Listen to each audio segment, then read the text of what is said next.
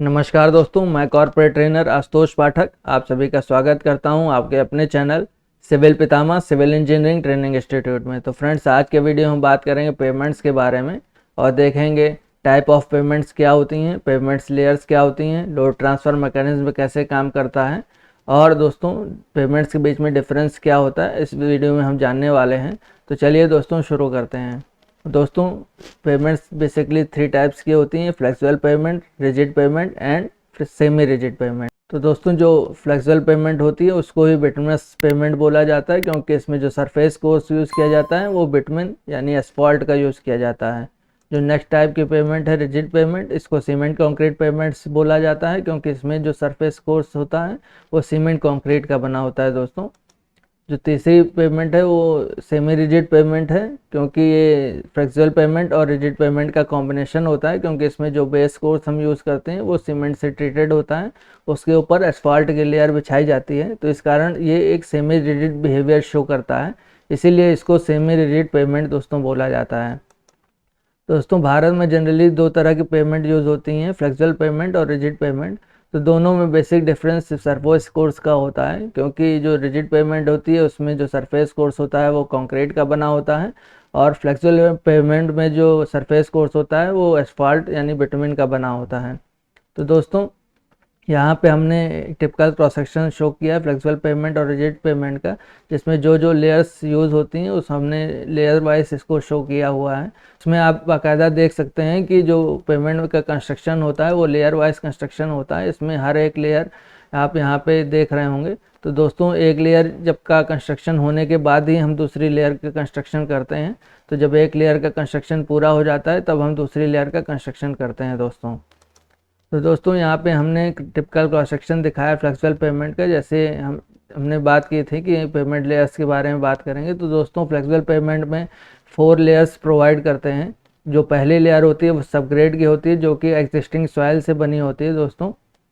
दोस्तों जो एम्बैकमेंट होता है हमारा, एम्बैकमेंट का टॉप 30 सेंटीमीटर पार्ट को ही सबग्रेड बोला जाता है, जिसकी रिलेटिव डेंसिटी 100% होती है, जबकि एम्बैकमेंट जो है उसकी रिलेटिव डेंसिटी 97% होती है। तो दोस्तों जब सबग्रेड का पार्ट पूरा हो जाता है तो हम सब बेस कोर्स बनाते हैं। सब बेस कोर्स को ही जीएसबी बोला जाता है, जिसका फुल फॉर्म होता है ग्रैनुलर सब बेस कोर्स। दोस्तों जीएसबी के ऊपर बेस कोर्स प्रोवाइड किया जाता है, जैसे कि विलेज रोड, ओडीआर, एमडीआर, इस तरह की रोड्स में जनरली 150 mm का सब बेस कोर्स दिया जाता है, जिसमें 75 mm की 2 लेयर्स होते हैं, जिसको G2 और G3 बोला जाता है साइड इंजीनियर की भाषा में। तो G2 का मतलब है ग्रेड 2 एंड G3 का मतलब है ग्रेड 3। तो दोस्तों बेस कोर्स के ऊपर हम सरफेस कोर्स करते हैं। सरफेस कोर्स में भी हमारे पास वेरियस ऑप्शंस अवेलेबल हैं। बिटुमिनस कारपेट हो गया, बिटुमिनस कंक्रीट हो गया, SDBC हो गया, OGPC हो गया। तो दोस्तों जो रिजिड पेमेंट होता है, रिजिड पेमेंट में जनरली 3 लेयर्स प्रोवाइड की जाती हैं। इसमें सब बेस कोर्स का यूज़ नहीं होता, लेकिन अगर स्ट्रेंथ या ट्रैफिक हमारे पास ज़्यादा है तो उसमें अगर ज़रूरत पड़े तो सब बेस कोर्स का भी यूज़ किया जा सकता है। दोस्तों इसमें भी जो फर्स्ट लेयर होती है वो सबग्रेड की होती है, जिसको एग्जिस्टिंग सॉइल से बनाया जाता है। अगर एग्जिस्टिंग सॉइल की स्ट्रेंथ नहीं अचीव हो पा रही है तो वहाँ पे हम बाहर से लाई हुई सॉइल का इस्तेमाल करके भी सबग्रेड को प्रिपेयर करते हैं, जिसको कार्टेड सॉइल बोला जाता है। सबग्रेड के ऊपर यहाँ पे अगर ज़रूरत पड़ती है तो सब बेस कोर्स दिया जाता है, वरना सब बेस कोर्स देने की रिजिड पेमेंट में ज़रूरत नहीं होती। तो सबग्रेड के ऊपर हम बेस कोर्स प्रोवाइड करते हैं। बेस कोर्स को ही डीएलसी बोला जाता है, यानी ड्राई लीन कंक्रीट का यूज़ करते हैं करके हम बेस कोर्स बनाते हैं। बेस कोर्स के ऊपर हम पीक्यूसी करते हैं, यानी पेमेंट क्वालिटी कंक्रीट करते हैं। दोस्तों जो हमारी सीमेंट कंक्रीट रोड है, इसमें डॉल बार्स और टाई बार्स दिए जाते हैं एक्सपेंशन जॉइंट और कॉन्ट्रैक्शन जॉइंट के लिए, जिसको लॉन्गिट्यूडनल और ट्रांसवर्स जॉइंट्स भी बोला जाता है। तो दोस्तों यहाँ पे लोड ट्रांसफ़र मैकेनिज्म के बारे में बात करते हैं। जो फ्लेक्सिबल पेमेंट होता है उसमें जो लोड ट्रांसफ़र होता है वो ग्रेन टू ग्रेन ट्रांसफ़र होता है, यानी एक ग्रेन से दूसरे ग्रेन में जब कांटेक्ट होता है तो कांटेक्ट के माध्यम से एक ग्रेन से दूसरे ग्रेन में लोड का ट्रांसफ़र होता है। इसमें जो लोड ट्रांसफ़र का शेप बनता है वो एक ट्रंकेटेड कोन के शेप में लोड ट्रांसफ़र का शेप बनता है, जो आप यहाँ पे हमारी इमेज में देख रहे होंगे कि इसमें जो लोड ट्रांसफ़र का शेप है वो एक ट्रंकेटेड कोन के शेप में है। तो जो हमारे सबग्रेड पे है उसमें पॉइंट ऑफ इंटेंसिटी लोड की ज़्यादा होती है। इस कारण हम जो सबग्रेड प्रिपेयर करते हैं वो गुड सबग्रेड प्रिपेयर करते हैं, जिसकी रिलेटेड डेंसिटी हमारी 100% होनी चाहिए, तभी हम सबग्रेड के ऊपर दूसरी लेयर बिछाते हैं। तो दोस्तों यहाँ पे लोड ट्रांसफ़र है वो ग्रेन टू ग्रेन के माध्यम से होता है, जबकि जो रिजिड पेमेंट है दोस्तों उसमें जो सरफेस कोर्स किया जाता है वो सीमेंट कंक्रीट का बना होता है। सीमेंट कंक्रीट के बने होने के कारण वो एक स्लैब की तरह एक्ट करता है, और जिसमें जो लोड ट्रांसफ़र होता है वो स्लैब एक्शन के कारण होता है।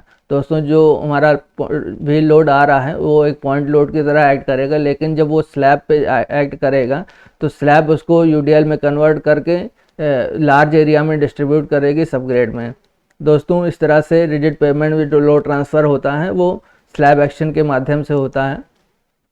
दोस्तों यहाँ पे हम बेसिक डिफरेंस देखते हैं फ्लेक्सिबल पेमेंट और रिजिड पेमेंट में। जैसे कि हमने डिस्कस किया लोड ट्रांसफ़र में कि जो लोड ट्रांसफ़र होता है हमारा फ्लेक्सिबल पेमेंट में वो ग्रेन टू ग्रेन ट्रांसफ़र होता है, और वहीं पे जो रिजिड पेमेंट होती है उसमें जो लोड ट्रांसफ़र होता है वो स्लैब एक्शन के माध्यम से होता है। दोस्तों डिज़ाइन लाइफ की अगर बात करें तो फ्लेक्सिबल पेमेंट की डिज़ाइन लाइफ अप्रॉक्सीमेटली 15 ईयर्स के लिए डिज़ाइन होती है, जबकि जो हमारी सीमेंट कंक्रीट रोड है वो अप्रॉक्सीमेटली 30 ईयर्स के लिए डिज़ाइन होती है। दोस्तों वैसे जो ड्यूरेबिलिटी है फ्लेक्सिबल पेमेंट की वो कम होती है फ्लेक्सिबल पेमेंट की, जबकि रिजिड पेमेंट की ड्यूरेबिलिटी ज़्यादा होती है क्योंकि सीमेंट कंक्रीट का यूज़ किया जाता है। दोस्तों जो कंस्ट्रक्शन कॉस्ट होती है फ्लेक्सिबल पेमेंट की वो बहुत कम होती है, जबकि मेंटेनेंस कॉस्ट इसकी हाई होती है। वहीं पे रिजिड पेमेंट की कंस्ट्रक्शन कॉस्ट हाई होती है लेकिन इसकी मेंटेनेंस कॉस्ट कम होती है क्योंकि इसमें कम मेंटेनेंस की आवश्यकता होती है। तो दोस्तों फ्लेक्सिबल पेमेंट में टेम्परेचर वेरिएशन नहीं होता है, इस कारण टेम्परेचर वेरिएशन नहीं होने के कारण स्ट्रेस में कोई वेरिएशन नहीं होता, जिससे हमें इसमें जॉइंट्स प्रोवाइड करने की कोई आवश्यकता नहीं होती। जबकि रिजिड पेमेंट में टेम्परेचर वेरिएशन के कारण स्ट्रेस भी वेरिएट करता है, इस कारण इसमें जॉइंट्स प्रोवाइड करने की आवश्यकता होती है।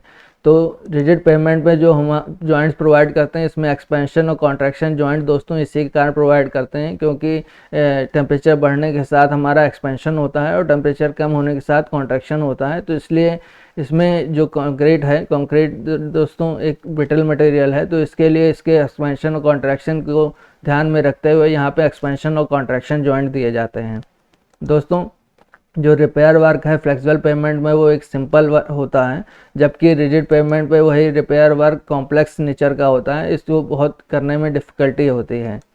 दोस्तों जो हमारे पास फ्लेक्सिबल पेमेंट पे लोड का डिस्ट्रीब्यूशन है वो यूनिफॉर्मली नहीं होता, इसलिए इसमें गुड सबग्रेड की रिक्वायरमेंट होती है, जबकि रिजिड पेमेंट में जो लोड का डिस्ट्रीब्यूशन होता है वो यूनिफॉर्मली होता है, और इसमें गुड सबग्रेड की रिक्वायरमेंट ना भी हो तब भी यहाँ पे चलता है।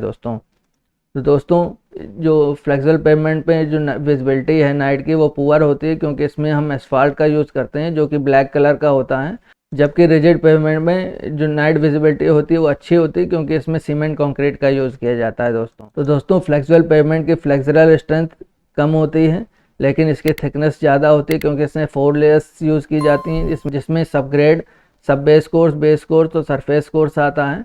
जबकि रिजिड पेमेंट की फ्लेक्सुरल स्ट्रेंथ अच्छी होती है और इसकी थिकनेस कम होती है क्योंकि इसमें सब बेस कोर्स का यूज़ नहीं किया जाता। जब आवश्यकता हमें पड़ती है, जब ट्रैफिक इंटेंसिटी बहुत ज़्यादा होती है, तभी हम सब बेस कोर्स का रिजिड पेमेंट में इस्तेमाल करते हैं, वरना नहीं करते हैं। तो दोस्तों जो फ्लेक्सिबल पेमेंट में फ्रिक्शन होता है वो टायर और रोड सरफेस के बीच में कम लगता है, जबकि रिजिड पेमेंट में फ्रिक्शनल स्ट्रेस ज़्यादा होता है, इसमें टायर और रोड सरफेस के बीच में ज़्यादा फ्रिक्शन लगता है। तो दोस्तों इस तरह से हमने देखा कि कितने तरह की पेमेंट होती है, हर पेमेंट में कौन कौन सी लेयर्स प्रोवाइड करते हैं, उनका क्या रोल होता है। यहाँ पे हमने देखा कि लोड ट्रांसफ़र मैकेनिज्म कैसे काम करता है फ्लेक्सिबल पेमेंट में केस में और रिजिड पेमेंट के केस में, और देखा हमने कि फ्लेक्सिबल पेमेंट और रिजिड पेमेंट में क्या बेसिक डिफरेंस होता है। तो दोस्तों ये जो हमारा टॉपिक है हाईवे इंजीनियरिंग का, ये इंटरव्यू के पॉइंट ऑफ व्यू से बहुत ही इंपॉर्टेंट है, क्योंकि ये एक बेसिक टॉपिक है जिसके बारे में हर सिविल इंजीनियर को पता होना चाहिए जब वो अगर हाईवे इंजीनियरिंग से रिलेटेड काम करता है। तो दोस्तों अगर आपको हमारा कंटेंट अच्छा लगे तो हमारे कमेंट सेक्शन में कमेंट करके ज़रूर बताएं, और हमारे चैनल को लाइक, शेयर और सब्सक्राइब करना ना भूलें। जय हिंद, जय भारत।